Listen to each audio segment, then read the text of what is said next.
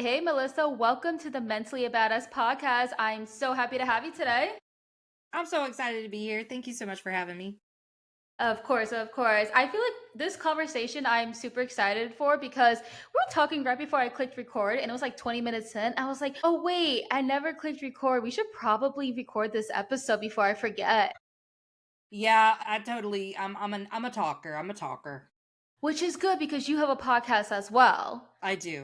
And we're going to talk about that later on this conversation. But first, we're going to get deep dark into your past. Let's do it. Because that's what we love to do here at Mentally Badass. We like to have uncomfortable conversations. We like to know about all of your trauma. So let's go back into your childhood. I know that you've experienced some childhood trauma. Me too. We can talk all day about that. But I want to know like any particular story that you can share with us today. Oh my gosh.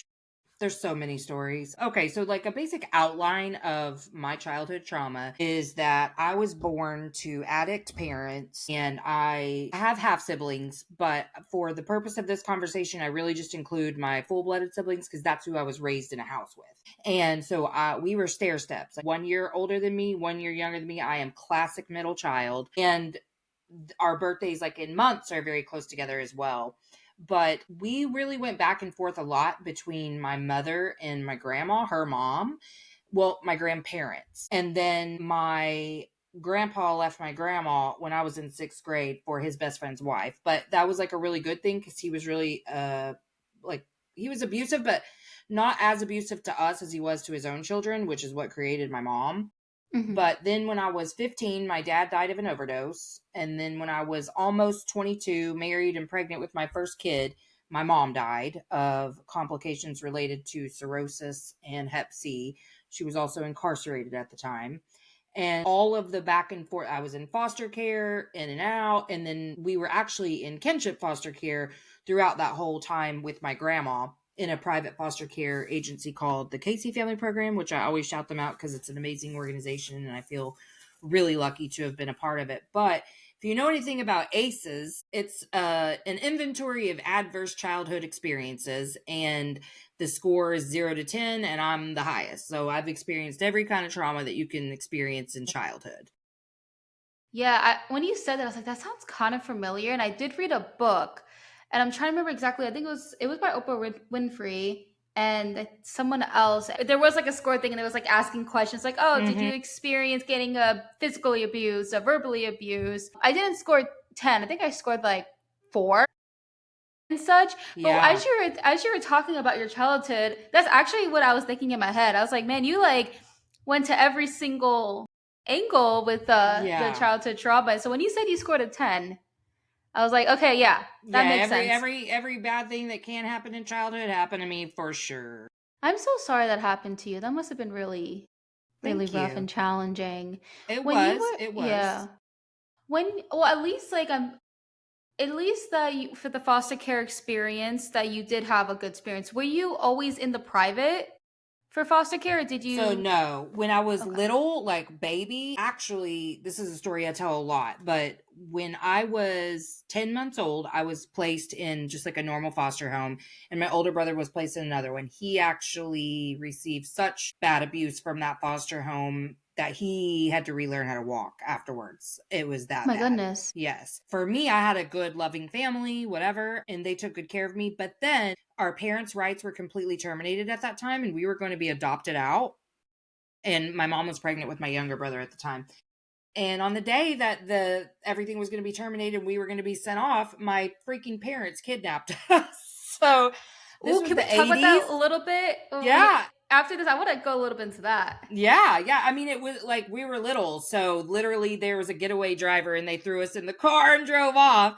And it was the 80s. So like they literally got away with that. There were charges pressed, but like dropped at some point, and they were allowed to be around us again afterwards. I mean, it's crazy because now like they'd be in prison for that. But at that time, the 80s were wild. I'm just telling you.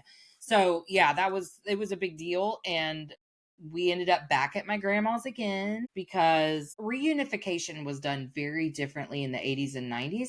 They'd be like, oh, you've met your treatment goals. Here's your kids back.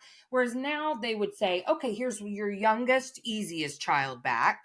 like, or whichever one is going to make it easy to like assimilate back Really? into parenthood. Yeah, they wouldn't necessarily just give you all three kids back at one time and be like, there you go, mom, with somebody who at the time had no coping skills at all. So we'd be there for half a day and then boom, she's doing what she did. I mean, like literally I can remember so many times where it was like, yay, we live with mom again.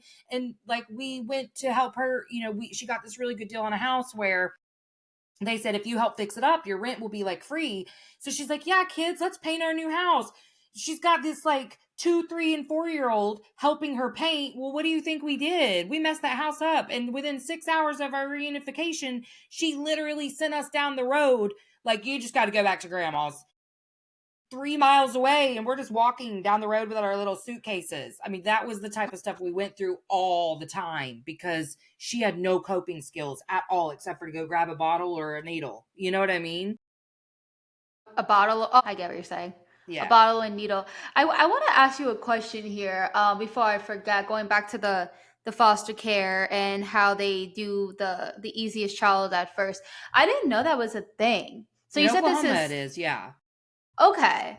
Okay, yeah. I've never heard of that before because I wanted to ask. Well, let's say there's three kids, and then I guess one is I guess easiest or behaves better and such. Wouldn't that create any type of tension between like the siblings or make the other Absolutely. siblings upset? Like, has that happened? Absolutely. Yeah. But at the same time, those things are happening anyway, because when you're raised by an emotionally, like really emotionally immature parent, they're pitting you against each other anyway Yeah, at all true. times. And I mean, my grandma was a narcissist, and that's what she did. Like, yeah, there was always sibling rivalry to the most degree anyway. But I think when it's done in a way that says, we're giving mom a chance to practice her skills so that you guys get the best outcomes available, Hmm. then I think kids who have been through trauma are really smart and they understand more than you think. So I think if that had been offered to us as children, we would have just been excited at the possibility that this was going to be a stable reconnection instead of Hmm. the way it was every time. Especially for me, like my brothers had that thing where it was like mom is mom and we love her no matter what. Whereas I was like, I love mom no matter what, but I feel really unsafe with her because she took it all out on me. I was the only one she physically abused. She did not abuse my brothers. And Really? yeah, so I was like, well, I love her too, but we're unsafe. Y'all don't realize that, but she's not safe. So so I know that people would call you strong and you just weren't about that. And I totally I get mean, that. I I mean, was for a long time, but yeah. yeah, I mean, especially what you're telling me right now. I mean, I would, of course, I think if I had traumatized, but also just getting through that and just not like, that's going to sound really weird, but not, choosing like suicide or anything like that. Right. Just Yeah. going through that. Like, that's truly, you're such a warrior when it comes to that and such. I remember when I was young, people would say I'm very mature for my age. Yeah. So has someone told you that? And what are your thoughts on that? 'Cause I know that's a pretty like hot statement in the mental health world. Yeah. Yeah. Now it's so sticky, right? Like I was told Right. that too. So you're either told that in childhood because someone is a predator of some sort, or because you have had to learn this level of responsibility for everyone around you so that you can keep yourself safe. Because when you have addict parents or just abusive parents in general, you are living in a constant state of hypervigilance where you know what the sound of their footsteps sound like and Hmm. which type of footstep means what behavior is coming. So when you are living in a state where you're constantly evaluating facial expressions, body language, sounds, yeah, you're going to grow up really fast because you are hyper aware of everything. So I guess my heart hurts for people who are told that because I know that if you're that mature for your age, you've gone through some stuff, you know? Yeah, yeah, seriously. When you said predator, so Mhm. okay, let me just clarify that. Did you mean that the person saying that's a predator or you had a predator in your life? Like what exactly did you mean No, by that? like I think that some people who tell little girls specifically, like you're so mature for your age, are men who are predators and are preying. You know what I mean? Okay, I get what you're saying. And even the people with well-meaning intentions who say it, Yeah. I just feel like there's a disconnect there. They don't necessarily understand the trauma that's occurred for somebody to be quote unquote mature for their age. I look at my daughter who's 10 now, close to 11, and she's a little bit immature for her age, and I love it. I love that. Claim that innocence as long as you can keep it, you know? Yeah, the reason I asked you that question because I'm thinking like, oh crap, did I have a predator in my childhood? Because this part of our childhoods we can't really. It's kind of hard to remember. Uh-huh. So when I try to like during like my healing journey and such, like I think like I try to think back, like okay, what happened in my childhood? Like why do I act the way I act? And so I think back to it just to work on myself, and I'm like, what happened to me? And still today, I'm always reading body language. I'm always hearing tones. I still do it, and like I try to be as patient and compassionate with myself because at one point I'm like I hate how I'm like this, when you have so much trauma you get to the point where you're just like I Yes. hate myself. So Yes. I want to ask that on you, like when, and I'm sure like I don't want to assume that you thought like that, but typically most people No, who I did. experience this Yeah. trauma, okay, like I don't want to be like, oh, so I'm assuming that you hated yourself at one You point, hate and I'll be like, yourself, right, girl? No, for sure. Like, actually, one of the first little pieces of merch that I created for my podcast said, just because we were taught self hatred doesn't mean we have to practice it. And mm, I think I just learned how to cultivate self love in the last 6 months. But like hmm a year ago, I was in the darkest place of my life. Like, I've gone through stages of healing and enough healing to get me to where I was.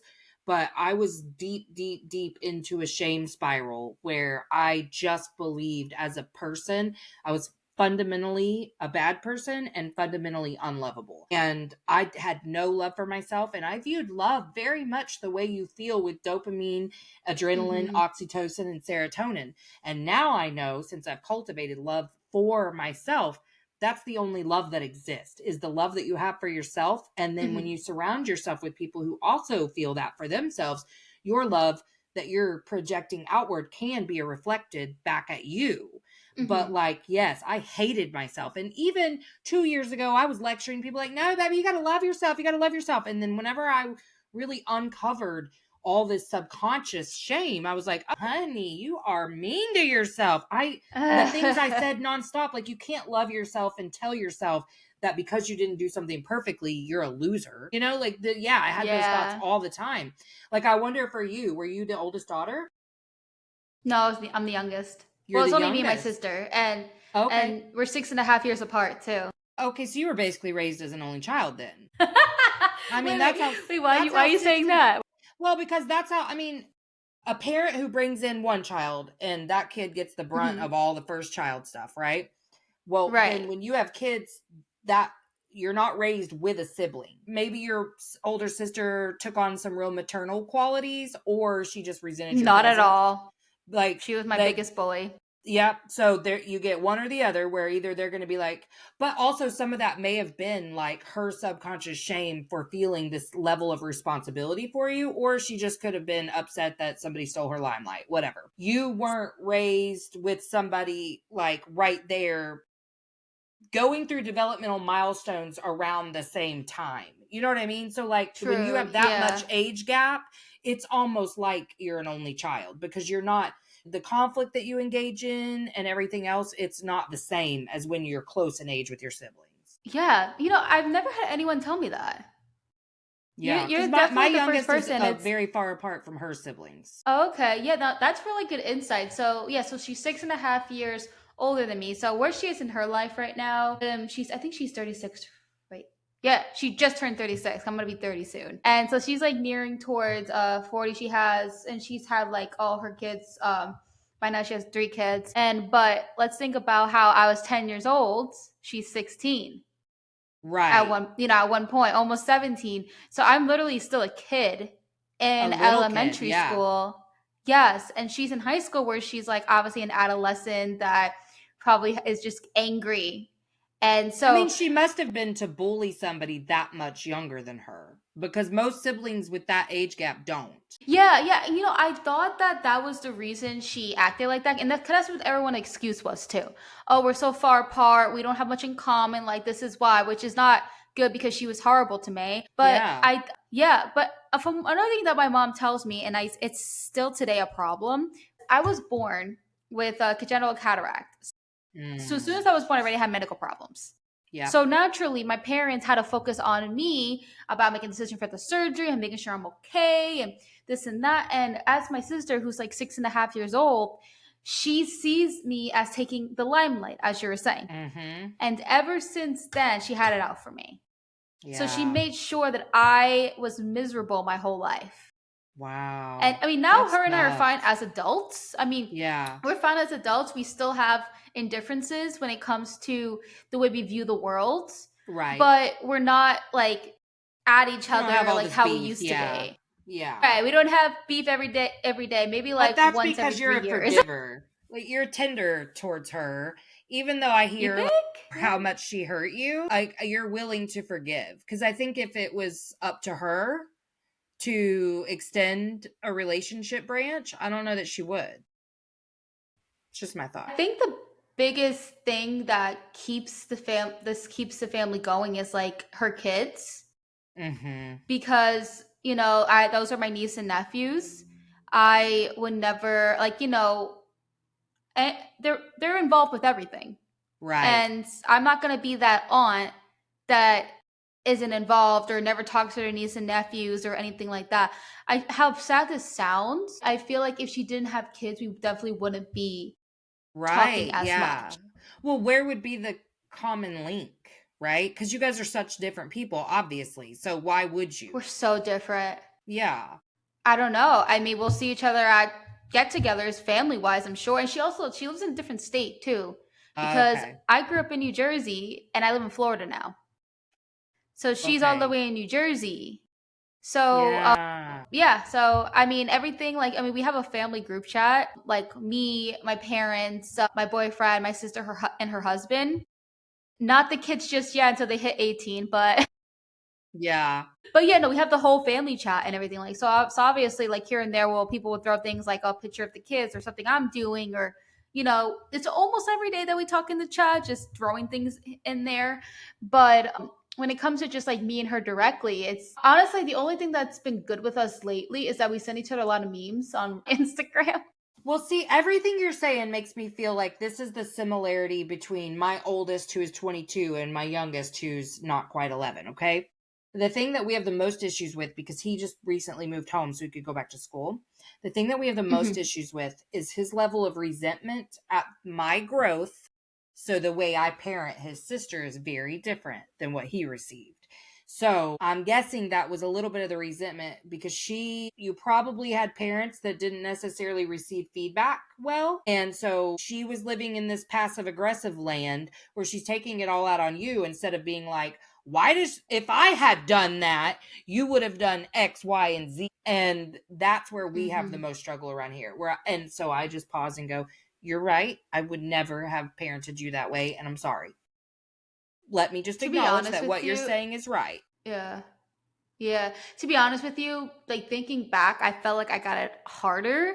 Like I was yelled at more. I was also the kid who didn't really have good grades. So my parents, my mother, she would yell at me, for having bad grades, and it was just that kind of. But my mom never had to yell at my sister because she was like a straight A student. Well, she was the good So girl of the I family, was, obviously. Yeah. she was, and I was the rebel. Yep. So my parents took it more out on me because I was like the harder child. So if Well, it they was had between already me and my done all that sister, to her, though. See, that's the thing is you weren't alive to see all that with her when she was younger. She didn't become the good girl because they didn't do that. That's how good girls are created. That's what I'm saying is if we can get to where we have a really clear understanding of what created our wounds, then Mhm. you can see maybe ours were created differently, but you're carrying the exact same narrative. And I've never heard a sibling group that didn't each feel like the other siblings had it easier than them. Period. Every single Mhm. sibling will tell you they had it harder than any other one. And that's because we only view things from our perspective, right? Like that's kind of True. how we're designed. And especially if you lean into like manifesting and that type of thing, like you understand we create our own reality, but that's because this is my world. Everyone else is just Mhm. living in it. And this is your world. We're Mhm. all just living in it. We got these worlds colliding. How can we view both perspectives at the same time and honor them too? That's really like the whole idea behind this human experience, I believe. No, you're 100% correct. And another thing too that I've notice and such, and how her and I have completely different worlds and came out completely different, is when it comes to school as well. Yeah. She went to Catholic school all of up until like senior year, right? Like Mm-hmm. her whole life pretty much, because obviously except college. And for me, I stopped Catholic school after 8th grade because of the recession and such. And my parents couldn't afford to send me to Okay. Catholic school anymore. And I remember I was disappointed because I was looking forward to going to the school that my sister and my cousins went to. I was the only one who couldn't go to it. So that was a Yeah. bummer. And when Yeah. I went to 3 Catholic schools before even high school. I went to 3 schools. My sister went to one. And the Wow. reason I had to leave the first one in second grade is because my sister was finished in 8th grade and going to high school, and my mom didn't want to drive me to that because the school was a little bit of a hike because it was in a different county. And Yeah. so my mom's like, I'm not gonna just drive all the way for just for one kid. So she took me out of that school. And I was Yes. upset. I was so upset because I was like, I Yes, couldn't, I dude, was that's your losing my friends. friends. Yeah. That was my friends. And I was very upset. Of course, Yeah. eventually down the road, I was like, okay. But then she put me in another school that was closer. And in that school, I got severely bullied, very God, bullied. yeah. That it was so bad that I had to leave in 5th grade. I hate So that for yeah, you. because no Yeah. one would, because the principals didn't do anything. It was one of those situations where the girl who was bullying me was more respected in the community, and I was Ugh, the outsider. It was literally God. that type of. What a private school problem. That's Yes, you're so right. You're so right. yes. Ugh. Like she was Miss Popular and I was the weirdo, and so I Right. was So a it was huge obviously target. your fault. You're the problem. I'm the new kid. The new kid's causing problems. Ugh. So yeah, it's after 5th grade. I moved to a different school, and it was yeah. And then I remember in 5th grade when we were having recess in the gym, and there was like 3 people in a corner just hanging out talking. I had so much anxiety because I Yeah. assumed that they were coming against me. Yeah. And when I was that age, I didn't understand what this anxiety was. But now I think Mm-hmm. back and I'm like, that's like freaking PTSD or like, trauma and Yeah. such. The fact that I'm Yeah. like Obviously. thinking Yeah. like that and getting like shaking and such. And I mean, there was here and there like a little tiny bit of bullying in that school. It wasn't as bad for me to like, Most kids go like through some amount. yeah, Yeah. it was just kind of like just a here and there a little, but I had at Especially least. like if you're either the most popular kid in the school or you're going to get bullied a little bit here and there. Yeah, so that one was more I could cope with. And I did have some group of friends that I was like really, really close friends with. So I had that security there. And then I graduated finally in 8th grade. And then I went to then I was like, okay, I'm gonna go to this school, and my cousins went there, and my cousin's gonna be a senior, I'm gonna be a freshman, it's gonna be great. And then like the recession happens and my parents are like, Yeah. sorry to disappoint you, you're not gonna go. So it's like one, I get pulled out of that school, then I get Yeah. bullied and to leave that school, and then it's like I can't go to the school I want. Right. Oh my god. And my Would you sister didn't say experience that like any of a lot that. of your life you feel like invisible and misunderstood most of Oh, your yeah. yeah, yeah. Yeah. Like do you You have a know, deep burning need to be seen? To feel seen? absolutely. Yeah. Yes. Do And you have any Leo placements? I am a Leo. Okay, I knew it. Yeah. How did you know? Cuz I'm a Leo moon and that's our plight, man. Just Yeah, needing to be seen. I was August 7th. Oh, that's funny. So my brother is August 13th and my mom was August 6th. Yeah. Yeah, right there. But I feel like I feel so seen by you right now. Good. That's what's my goal. I want people to feel seen by me. Yeah, and all of that, as I was saying, I was like, I think I was upset with everything, but I was never mad. Yeah. That's you I was seem never very mad at my forgiving, but parents. Leos have warm hearts, man. Warm hearts that just like see me and I'll give you whatever you want. Just please love me. You know what I mean? I used to be like that, and I want to hear your feedback on this. Okay. I was like that. But now I feel like I'm not going to say I'm a cold person. I don't think I'm cold, I but don't think I'm you're cold not at all. as like, wait, what? I said I don't think you're cold at all. No, I know, but okay, I feel like I have moments where I feel like I kind of go from like caring and loving to, I mean, we're humans. Obviously, we're going to go Yeah. back and forth, but I feel like I don't know if it's just because I've been through so much more that I've been pushed around a lot more, and I have literally no patience for people anymore. And I'm like not a people pleaser anymore. I Yeah. just don't, Boundaries. Yeah. yeah, I just don't have patience. not as give how am I gonna say not as giving. I think I could also be a little um what not pessimistic. I don't know if I would say petty, but I mean, Do you think you and that I were maybe you talking just don't before. trust people Oh very yeah. much? Yeah, because that's the sense that I get off you. Not even petty, because I think that if you feel like, well, in the incidents that we were talking about before, isn't that a perfect example of feeling unseen? Like that person hit you right in that wound. So you had every right to respond the way you did. But Hmm. I would say if you are cultivating self love, the result of that is firmer boundaries and almost like a force field where, like, because on my show, that's what I talk about. Well, I don't talk about this particular thing as much anymore because people have listened long enough. But to be emotionally available Hmm. doesn't mean we give everything to everyone. It means we share. We are willing to be very vulnerable with ourselves, and we will give that part to others in a reciprocal exchange when we feel safe. But not Yeah. safe like only one person in the world is safe for me, but like where we will test the waters and venture out. But it's really more about trusting yourself and like centering yourself.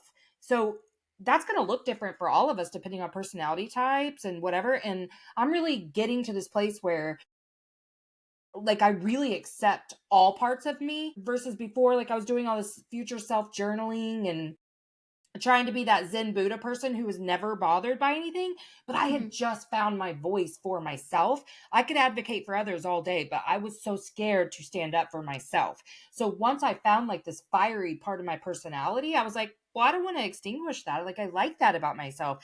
So Hmm. sometimes I'm going to be loud, and other times I'm going to be really soft. Hmm. All times I'm worthy of love and belonging from myself and the people that I choose to share that love with. But like you can be sometimes a little snarky or whatever and that not be like your overarching personality. Like we're human. You get me True. tired or hungry, you're not going to get my best self. No, you're not. And if we put the combination together, lethal. Okay, stay out of my path if I am tired and hungry because we can't control ourselves when we're tired and hungry. That's like a physical condition. So, I mean, yeah, but I think you probably have learned. I mean, I do feel like there's probably some healing left to do around expectations, and like your need to be seen will drive you to see things only from your perspective. So like broadening that would probably be helpful, but otherwise like I don't get cold off of you at all. I think you have good boundaries. That's what I get. Yeah, I appreciate that. That definitely makes me feel a lot better. When we were talking about being seen, do you think this is probably why I'm like the only person in my family who's just so huge on like with social media and such? Leos, dude, I'm telling you. Yeah, absolutely. Like because we were born to find our stage. We don't care what the stage is per se, but we are going to go. And Hmm. like, I'm not a Leo sun, but my Leo moon is really like a defining part of who I am. But like, yeah, we're Yeah. you were absolutely born to go be on a stage. Like your sister's probably an Earth sign, if I were to guess. She's a Pisces. Oh, it's almost worse, but yeah, very emotional. I mean, it's Really? good. It's good. Yeah. See, this is where people get it wrong with emotional people. They learn because they're emotionally unavailable, so they're not comfortable even expressing that stuff to themselves. I'm so proud of myself because I haven't said one cuss word since we started recording. I'm gonna pat myself. You can if you People, want. It's fine. okay, well, I'm kind of an F bomb every other word kind of gal, but like Go people for who it. don't deal with that stuff and they bottle it up. They don't learn because the Pisces plight really is like they're so blunt. They will just speak whatever, Hmm. but they don't know how to like connect with those emotions. It's like it's kind of like a people pleasing, but it's in a different way. It looks very different than like your people pleasing because it's more about their voice and learning to stand up for themselves in the right way because they're usually pretty passive aggressive if they don't get it together, but they're also very blunt.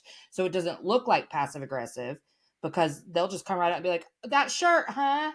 That's what you thought was going to look good today. Okay, well, that's fine." That kind of thing. But they're not even trying to be mean with some of that stuff. They're not as like sharp as like a Scorpio, but yeah, the water signs are the most sensitive and they cover it up so that it comes out as mean. So interesting.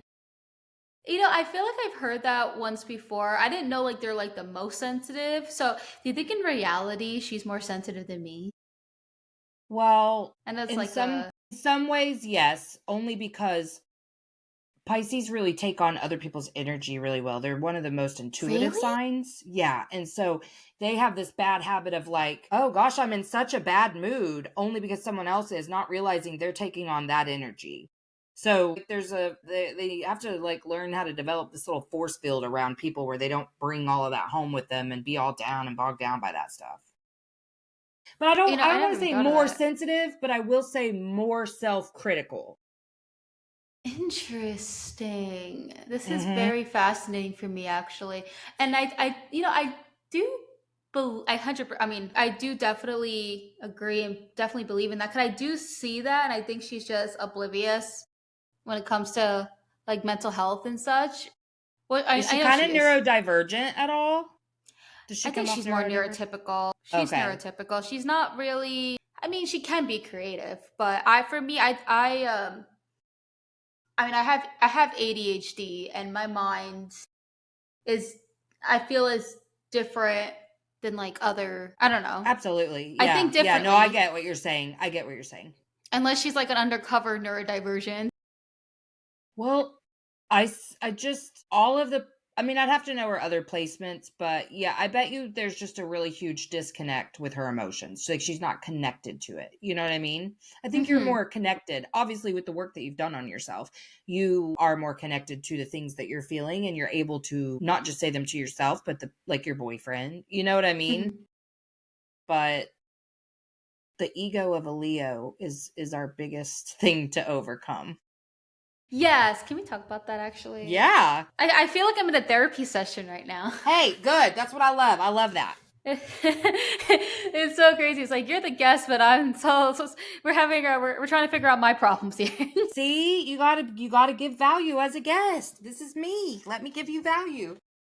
No, definitely. You remind me a lot of my old therapist, and I would still have her till today, but insurance changes, unfortunately. I Yeah. was so mad because she was I like would one die. of the Yeah. only therapists I've ever had in my life that actually understood me because she's a millennial and such. And yes, I feel like if you and her should totally meet because you guys talk the same way too. You guys have the same mannerisms. You guys have the same Really? personality. I My love God, that. I you love guys that. are like, it's like you guys are twins. Like you have That's the so blonde hair, funny. she has the brown hair, and it's like you guys See, and should. I'm a Gemini sun, so it's funny that you just said twins because No, there's you guys that are so duality. similar. Yeah, That's no, so I gotta funny. like text her because her and I Yeah. like actually are friends now because we're yeah, and we Yeah. still like her and I still talk. I actually had her on the podcast. We talked about Oh, I CPTSD. love that. Yeah, it was a Yeah. really good conversation. But yeah, you guys are so similar, and I feel like you guys have like the same, I guess, style. Yeah. Yeah, I because get honestly, like this is the type of like you could be a therapy. This is exactly how I do therapy. We have conversations and right. natural shit just comes up and I'll be like, wait, I gotta correct some thinking that I just heard there, or "Well, I'm hearing shame there, or whatever. I don't My whole thing is this. Like, I think I even say this on a profile somewhere. Like, I don't really lead you to water. I waterboard you with information. Like, I'm not doing that typical "how did that make you feel" bullshit. I'm being real. I don't talk to my therapy clients any different than I'm talking to you right now. And that is something I say to them day one. Listen, if I'm not for you, that's not going to hurt my feelings. I'm not for everyone. But I Hmm. need you to know what you're going to get with me. I'm not censoring my cuss words. I'm going to vape the whole session if I want to. I'm gonna like all these like I'm gonna be me, but I'm really good at this. Like Yeah. you're gonna get a lot out of this if you can get over some of the personality stuff. But like I'm not changing for anyone. So I'm not gonna talk to you any different than I talk to my kids, my spouse, my friends, my therapy clients, my podcast guests, period. I mean, I'm me in every area. You know what I mean? Yeah, and I definitely feel like it should be like that. And at the end of the day, I mean, some everyone's different. You may not be for everybody, and that's fine. Right. You Yeah. know, Yeah. But I always like I tell feel people, like like, you got to be yeah. you so your people can find you. Absolutely. Like I feel like if you were my therapist, I would say, yeah, 100%. Let's go long term with this because I feel like you are understanding everything I'm saying and I'm having a lot of good insight from you that I never even thought of. And that's like the thing too. It's like I don't have a master's, but I have a bachelor's in psychology, so I know that's Mhm. obviously different level, but it's at least a little bit of a background. And then plus Right, yeah. every single day I talk to experts. So I learn literally often and then I read books all Absolutely, the time. yeah, So I do yes. have a good amount of knowledge Everything when it I do comes is to from mental. me. It's yeah. Yeah, so sometimes I'll be if I'm in a therapy appointment, like a completely different therapist by the way, and if I know everything you're telling me, then we're like No, not a same. good fit. Yeah, no, You know, absolutely. like don't And tell the me problem with like, oh, boomers go is journal or they haven't learned how to like to stop intellectualizing their feelings and to experience it, because that was my number one thing. I thought because I could think and think and think and dissect and overanalyze that I was doing the work, right? It wasn't Mhm, until I learned I literally didn't know how to connect with my body and feel things versus mhm, just overthinking it nonstop. I can remember the first time that I felt myself come home to my body, and it was an actual sensation of a drop from my brain down into my body, because I was like, oh, this is feeling. Like that's feeling. This isn't overthinking, and learning how to control my thoughts and not be as chained to all of this overthinking. Because I mean, I was so disassociated most of my life, just mm, fighting with someone in my head at all times and then shaming myself for having those thoughts or that reaction to somebody or whatever. I lived in a constant state of survival mode. So I had to learn, like, oh, and the therapist that I had interactions with, I was the fucking therapist's dream. I could tell you exactly what you wanted to hear because I thought that, that was the answer. Like, oh, yeah, I know that. I'm really self aware. But there was a lot I did not know about myself, but nobody could pull that out of me because they were just looking at the surface. It was yeah, reconfirming all of the same shit from childhood where I was the good girl nobody needed to worry about. And I was getting that mm, same stuff in therapy. And I'm like, I need to be worried about. Like, I'm suffering here and I don't know how to get help, and you're telling me I have all the tools. I don't have a single tool. None. I got go cope with a substance tool. That's it. That's all you got, you know? yeah. I need to. I feel like a lot of therapists don't understand that we really need to get deep into people's past to really heal. Because the last therapist I had, and I don't see her anymore because there was. I don't think she meant to, but there was a lot of times I felt like I was being judged or shamed and such. But Yeah. she was very surface level because every time I would try to talk about my childhood, she would be like, "Oh, I want to focus on the present," and I'm like, "Okay, I get to an extent, but."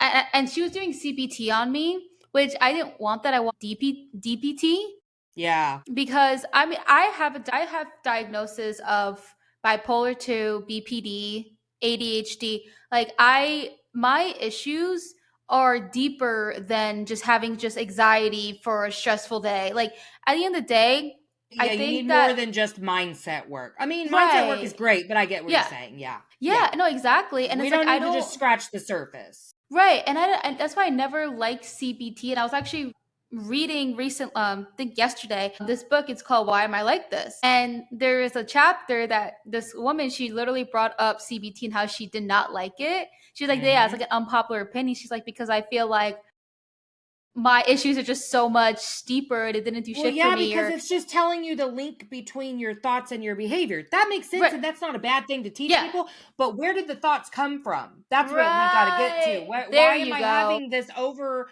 analytical Amen. brain that's like, everybody fucking hates me? I hate myself. Nobody's ever going to love me the way I love them. I'm on the periphery of every relationship. I'm invisible. I'm too much. I'm not enough. Like, I'm fundamentally at my core unlovable. Why do I think those things? Because, yeah, I can tell you too how they influence my behavior. I'm a raging bitch.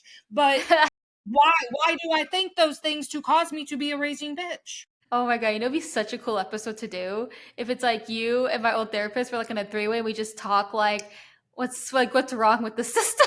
For real. I feel For like that would be so real. much fun. I feel like you Yes. guys. Oh my god, I just feel like you have two therapists and you have me, and it's like I feel like it's definitely something that should be more spoken about. I actually do have an episode about some horrible experience I had with therapy. Like I've had even a therapist that didn't even show up twice at one point, and it I've was heard some real stories from my yeah. clients. And Like apparently, the type yeah. of stories I've heard, sometimes they make me paranoid. Like, I don't do that, do I? But also I just lean into who I am and I'm like, hey, well, if I do, it's up to them to tell me they don't like it. So, but like, I have heard really bad stories about therapists to where I'm like, how do they still have a job? Because if anyone reported me to the board of social work, it's serious if someone reports you. But I think people aren't reporting is the thing. But there's a girl on TikTok whose therapist broke up with her. And when she did that, she started just spilling all the tea about Hmm. like how bad this therapist was, but she didn't necessarily think that it was bad until the very end. And so she's like, is this normal? So then people are like, what the crap? So she starts like sharing all these stories. And I was like, holy hell, that is so bad. The people that you're like going to for help are betraying you at the deepest level. It's just devastating. That's why I don't believe in, honestly, I hate the DSM. I get that there was a time when we had to like put a bunch of behaviors under a category. I get why diagnosis is necessary, but I hate diagnosing and I don't do it. Hmm. And like, I'm more about, sure, we have these things, but it's not a life sentence. Like, that Yeah. doesn't mean that you can't recover from any diagnosis aside from maybe like schizophrenia or, some psychotic disease or whatever. But you Right. can even with good medication. But I'm really about figuring out those wounds and figuring out your shame because those, for me, that was the most life altering information because I found myself, I mean, I was very literally suicidal. Like, I had a Hmm. plan. I was going to go through with it. And then I was like, shit, my kid's birthday's in 2 weeks. I can't do that. And then I Your was thought like, process, nah, yeah, can't, I was. I was nah. like, well, that would I be got a birthday mean. to go to. Yeah, I was like, that would be so mean to do that. And then I was like, well, shit, then it's So mean. Christmas. And then it's my other kid's birthday. And then it's my other kid. So I had a whole plan. And I was like, okay, Oh my August. goodness. I was like, it's going to be in August. I'll put that off. But because I put it so far away, then I was like, well, if we're going to be alive till August, we should probably try to figure some shit out on the way. And one thing after another. And I had a spiritual awakening during that time. But it wasn't until I figured out why I was thinking and behaving the way I was that everything changed for me. Yeah. When did you start your healing journey? And also, like, when did you become a therapist? Like, I want to talk about your journey up into what you do today now. Well, I got my master's degree in 2007, Hmm. but I did hospice full time. I was a hospice social worker Hmm. for I don't even remember, 10 years maybe. And then because my middle kid was having so much trouble in school, I got this brilliant idea that I wanted to go be a teacher to be the kind of teacher that I wish he had had. Well, that was cute and not a good idea because in Oklahoma you can become an emergency certified teacher really easily. So I did that. Mm. Very quickly learned I was not meant for that. So I switched roles to school counselor. It wasn't until I was in the school counseling that I decided to start the process of actually getting licensed. I had done therapy as a student years prior back in grad school, but then not since then because I didn't like the therapist I was meeting. I didn't want to be that. I didn't want to phone it in. And I really do kind of walk the line of what is and isn't allowed. I don't give a shit. You know what I mean? But like, because like, I don't care if my clients text me. I have like a friendly relationship with them. Several of my clients don't really have friends. And I'm going to be Hmm. that person that they can share their goods and their bads with. And so they text Hmm. me all the time and I don't care. You know what I mean? But Yeah. I didn't become like a full time therapist until July or August Recent? because Wow. I didn't want to I didn't want to do it the way I saw it being done, and it wasn't until I really healed that I felt like I could be the type of therapist that I wanted to be. So Hmm. this level of healing was not reached until June of last year, honestly. That's why I let my clients know like I have the credentials needed legally to be your therapist, but what makes me really good at this is who I am as a human and the experiences I've had as a human. Nothing in my degrees told me how to do this well, and I am really good at what I do. You know what I mean? But it's because Yeah. I'm connecting with your soul. That's why like to come to me, you got to be meant for me. Like Hmm. no ambiguity. You got to know this is what you want. You're ready for radical transformation. That's what I give. But it's not because of my degrees. They taught me about social work and the fundamentals of social work and blah blah blah blah blah. Great. but Mhm. this is me coming, like, you're getting my soul. You know what I mean? So Yeah. that's because I understand myself so well, I understand everybody else so well. That's how I do it. Right. And I like how you said that you were waiting until you were at a point of healing before you became a therapist. Because fun fact, when I went into psychology, like that was originally my goal was to become a therapist because when I knew when I was a senior in high school that I wanted to do something in mental health because I Mhm. was my first time I had a class and I was like, oh, I'm really good at it. It was like an easy A, and it was just something that came natural to me. So Yeah. I was like, okay, this is my calling, right? And so I went to school and did, got my degree in psychology. But then, I was still going through like my mental breakdowns and I just wasn't stable. And I'm like, I can't do this because I'm gonna end up crying with my patients and I can't do that. Right. So I was like, I'm not in a position to be helping other people. I need to help myself. And Yeah. so that's where I was like, okay. Because then I was like, okay, maybe I can do HR. But Right. wait, let me take a quick step back. Junior year of college, I actually unexpectedly got into the Disney College program. So You it are not was, the first person that I've talked to that was in that program. oh, That's hilarious. really? Yeah. Yes. Yeah, so that took my life into a complete 360. So, and I didn't expect, I literally just applied just to like, yeah, whatever, it's an application in there. I didn't expect to be accepted. So Right. I was like, okay, well, this opportunity is being thrown to me. It's a very big opportunity that people would die to have. And Mhm. so I was like, okay, should I do this? And then so I took a semester off and I just had to take a lot more classes like in the summer to, you know, graduate on time. But I was like, okay, so I did it. And thankfully, I had enough electives where I can take two like classes at Disney and it'll transfer over. And they were fun classes too. Yeah. They were from by Disney facilitators, so it was definitely a fun class. It wasn't Yeah. boring. Yeah, it was like a creativity class, innovation, so much fun. Oh, and Which I is met so good for you. yes. So I was able to get credits. So 6 credits right there. 'Cause I took two. So that transferred over very nicely. So yeah, it was the best experience of my life. And I was like, I want to work for this company. And I had one more semester of school. So I had to go back to New Jersey. I was like literally so depressed that last semester. It was Yeah. horrible.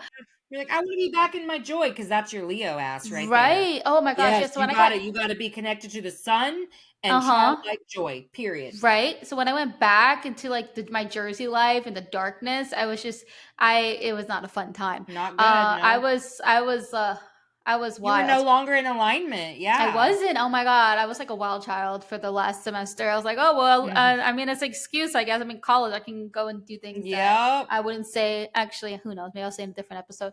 But things I wasn't really proud of. Yeah, I get it, But I get yeah, it. and then I was able to go back to work for I did another college program to get back in, and then I made my way into full time. And so I was like, okay, I'm working for this company, but what am I gonna do? And so, but I did try to prepare before I graduated. So I did some HR internships Uh-huh. and I hated it. It was not alignment. I was miserable going. Yeah. Like I was so miserable. I'm like HR is not for me. So I was like, all right, that's Yeah. not it.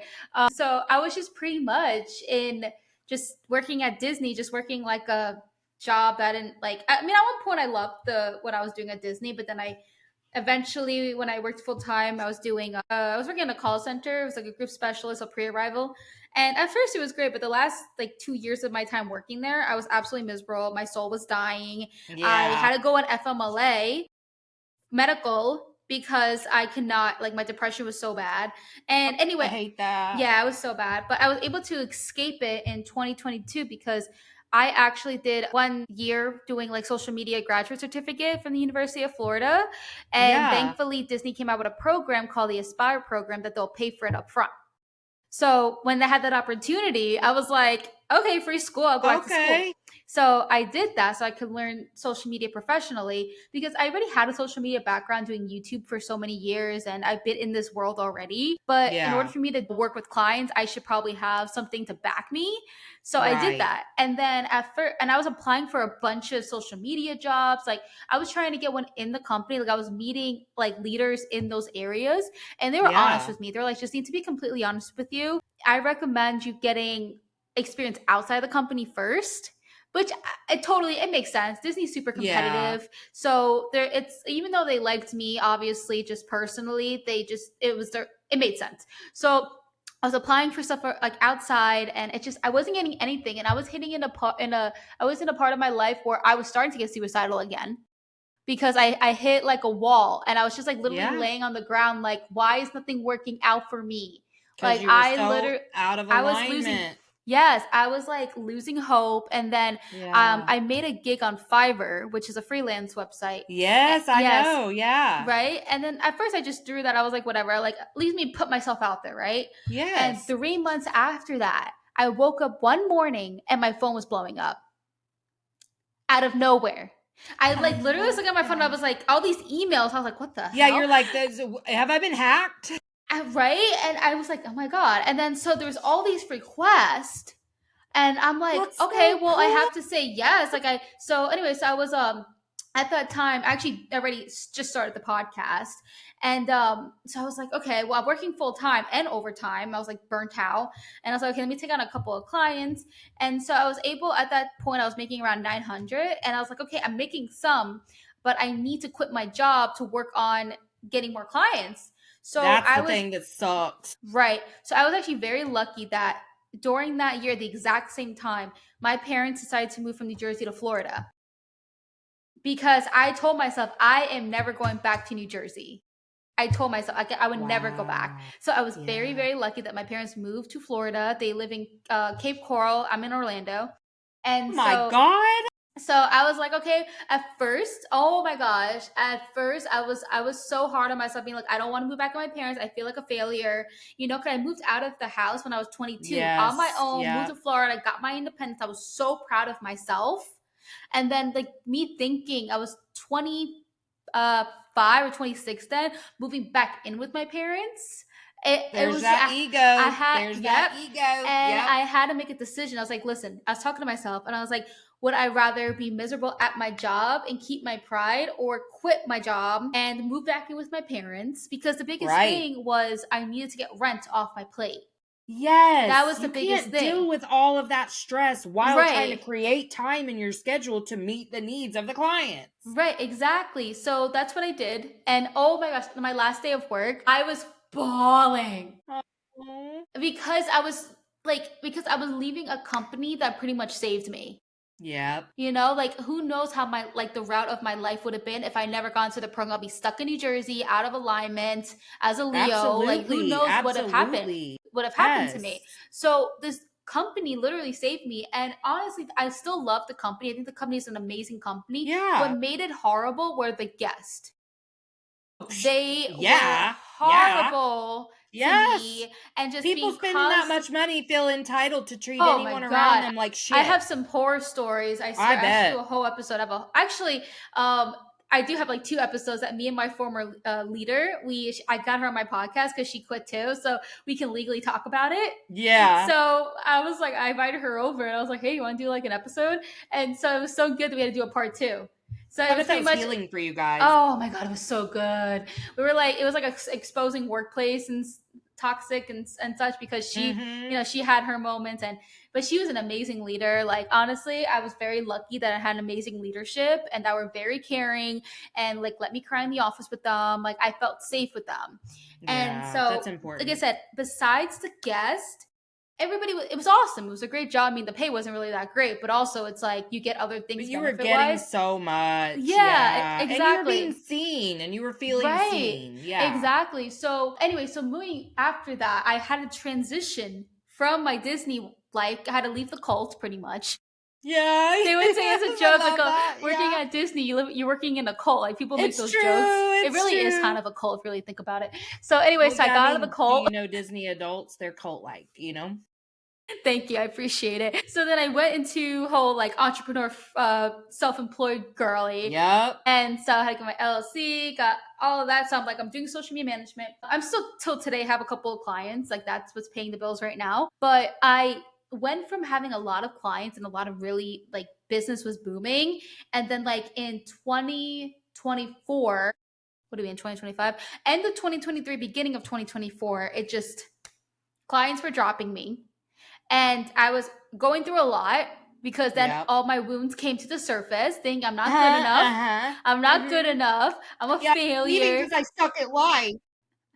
I got literally every time I climbed, I was just like, oh my God, I was You're getting those wailing. Yeah, girl. and I was I getting like know. suicidal again. And I was just, Yeah, but like, I learn as I go on with life. And I'm just like, I know I'm experiencing, I'm self aware, and I keep talking to myself and also trusting the universe as well. absolutely. Yep. Because honestly, another thing too that keeps me going is trusting the universe and just reminding myself I have what am I saying?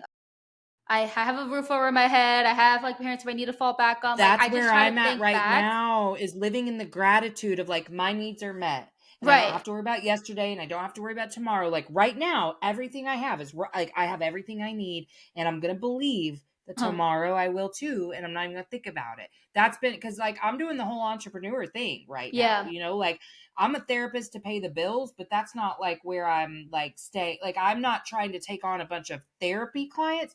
For one, ethically, I'm not going to charge them what I would.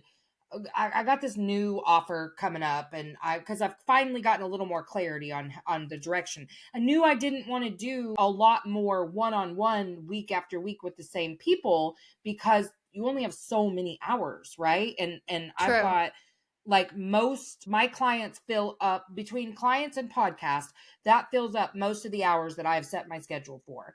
So I was like, I've got room for maybe 10 more hours a week. So I Hmm. decided I would do, I think I'm going to call them guided sessions, but I would Okay. do one on one because I do get so much out of these types of connections.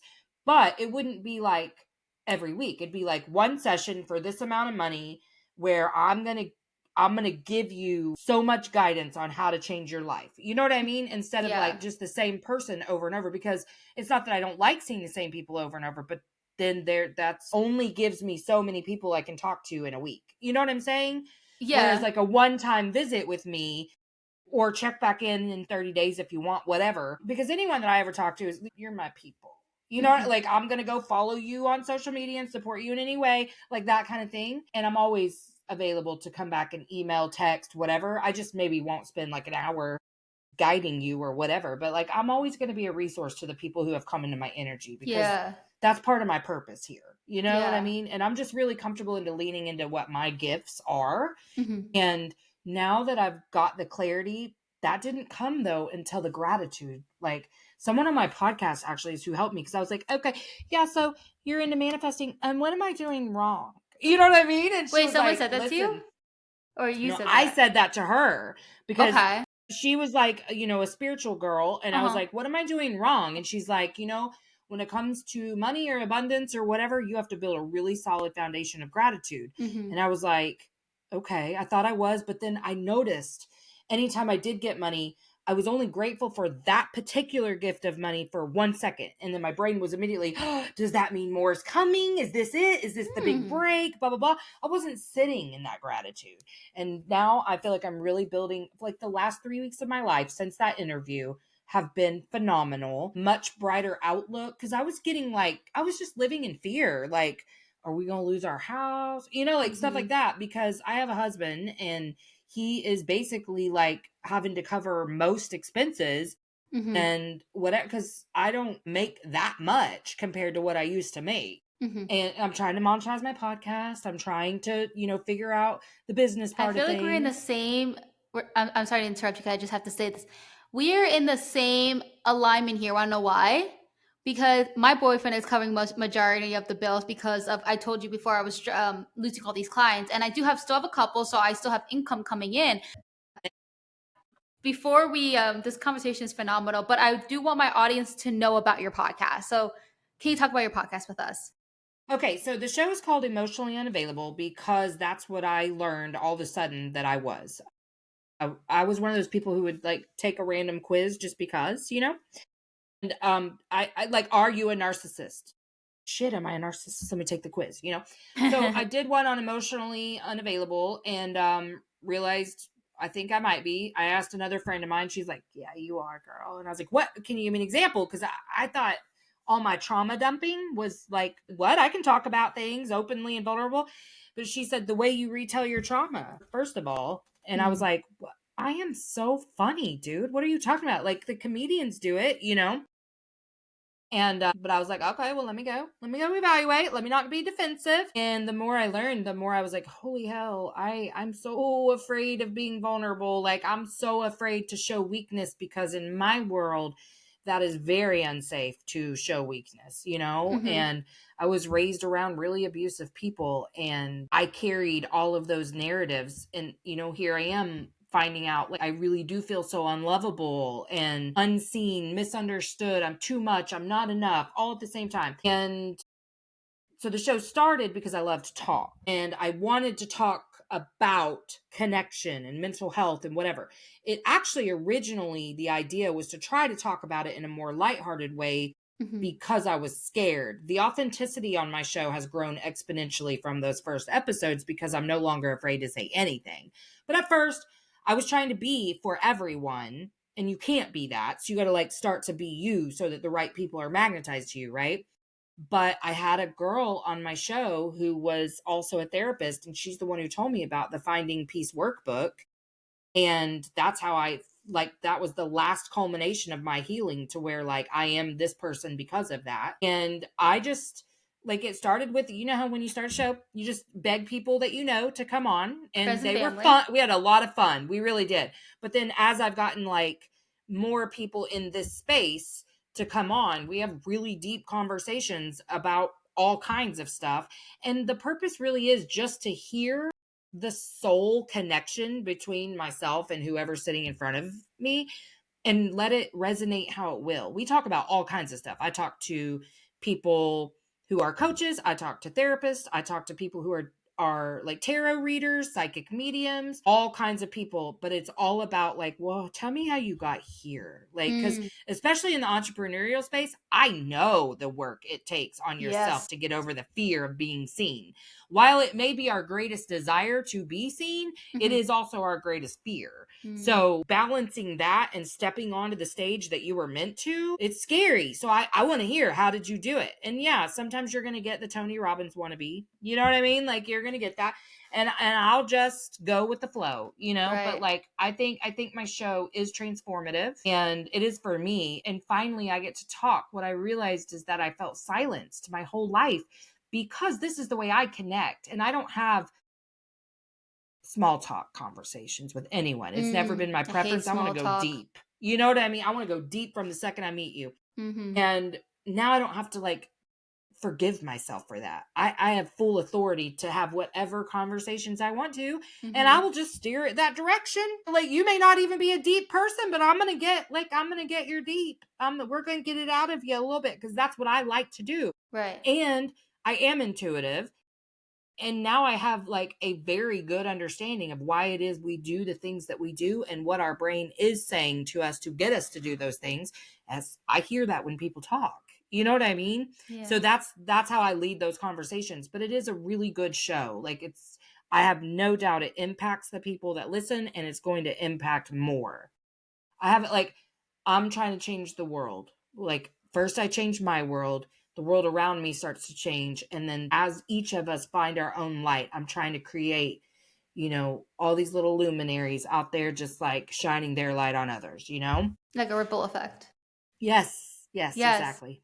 Yeah, we have the same mission. I'm so Yeah. excited to be on your podcast. Yeah, that's why I was like, well, let me just I don't do that very much. Like I have not reached out to very many people because I've been rejected in the past and I hate it, right? But I Mm. was like, this is a vibe. I feel it. We're connected. Let me just connect.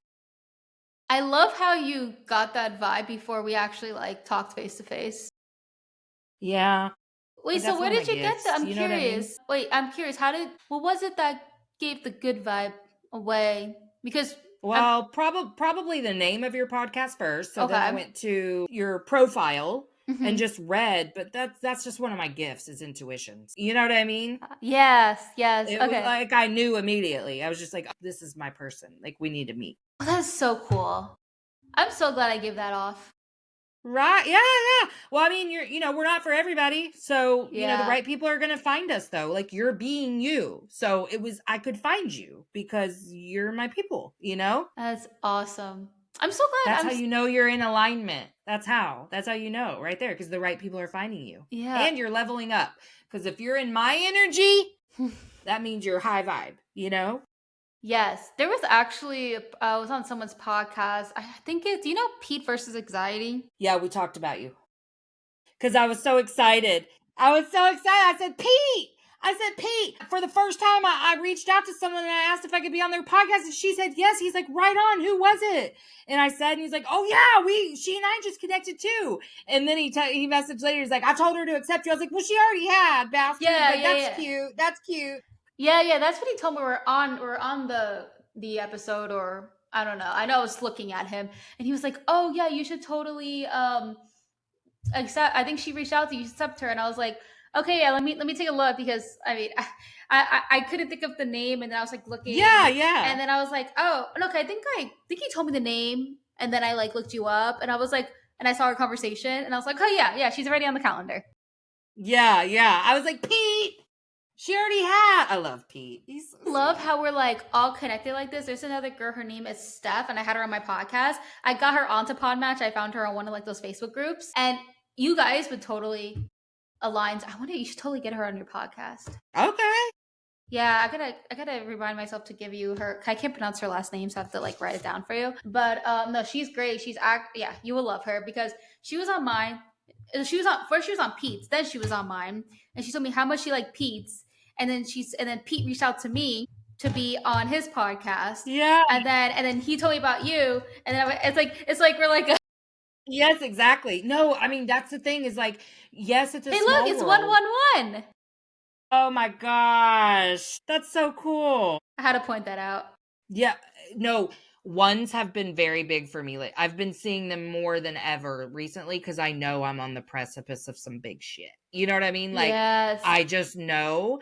And so I've been getting 1111, 111, like all that more than I ever have. Cause like my birthday is 6/16. And Mhm. last year, every day, twice a day, I'd see it on the clock. I'd catch it in the morning and in the evening every Mhm. day. I just happen to look up. I'm went through this period where I wasn't seeing it very much just recently over like the last 4 months, and I started to see more ones. Mm. And then just in the last week, I've started catching 616 all the time too. So I'm like, it's coming. It's coming. My birthright's coming. The stage I've created for myself is coming. But also, I'm not going to rush it, and I'm going to be very grateful for where I am right now. But Exactly. dude, because I'm so happy. You know what I mean? Like I'm cultivating love and joy and peace in my life, and I don't have to worry about what's coming next. I have a firm belief that I am supported in my purpose. Hmm. I'm not going to go bankrupt. I'm not going to whatever. And I also think if I do, I'm going to be fine. You know what I mean? Yeah, I felt like I that. survived getting beat. I can survive some no money True. If sitches, you you really think know? about it, I thought in my head too, like with like credit card debt. Like I got myself out of credit card debt like a couple of years ago, and I was like so good. I had zero. I don't really have much now. Maybe just like 1 month I would not pay in full, and I'll get a little bit of interest. So it's nothing crazy. But part of me was like getting so much like, no, I'm not going back to that. No, no. I'm like, you know what, Justine? If I have a little tiny bit of debt, it's okay. Exactly. It's Because you know okay. what I've learned? Resistance to anything is the thing that keeps us stuck. So when you can lean Mm. into whatever is happening and just go, it's fine. Yeah, We'll get it figured exactly. out. It's You fine. I'm know, not I'm not gonna everything starve. is fine, right? And then Everything's fine. right. And then also just being grateful that I have credit cards because Right. a Not lot of everybody people does. don't, and then they have no resources There's to no like go backup. grocery shopping. Right. Like, yeah. So Yep. another thing, like I'm saving for a house right now with my boyfriend. So we have a pretty good chunk of money saved for that in like in a high Yeah. yielding savings account. So I know that worst case scenario, absolutely, absolute worst case scenario, if I need cash, because obviously not everywhere takes credit. Like for example, car Right. payments, I have that. So I just try to think, okay, I have certain resources and have to be grateful because some people don't have that and they have to go on government assistance, which is fine too. But like I have Yeah. to. But think about the shame they're working through. You know what Right, I mean? exactly. And even if I had to go on that for a little bit, like it's fine. Thank you for letting me have a free therapy session. Absolutely, man. I'm so glad. I'm so glad because this is what I'm going to do. I'm going to offer one free session Hmm. every week indefinitely that will incorporate tarot, astrology, my therapy background for legal purposes. I'm not going to be able to call it therapy, but this is what I'm going to do. I'm going to guide you in one really powerful session, but I'm going to do one free every single week. And I'm going to have a sign up for that because I just figured this out the other day. So I'm kind of Mm-hmm. slowly working on integrating it into my website because that's the way I'm going to give back, and I'll get testimonials from it. But Mm-hmm. if you want one of those first sessions, happy to do that. Utilize all my little tools. But yeah, I thank you for having this type of show, because when you're just asking canned questions without any depth, we can't get to these types of conversations. Mm-hmm. And like, we've gotten to the essence of who we are, but this is how you find your people, is Yeah. being the most authentic version of you. And I'm so okay with not being meant for everyone, because the people I'm meant for cherish me and I cherish them. You know what I Mm-hmm. mean? Yeah. No, you're absolutely right. I'll leave all your information in the podcast description for you so they can check you out. Okay. Thanks.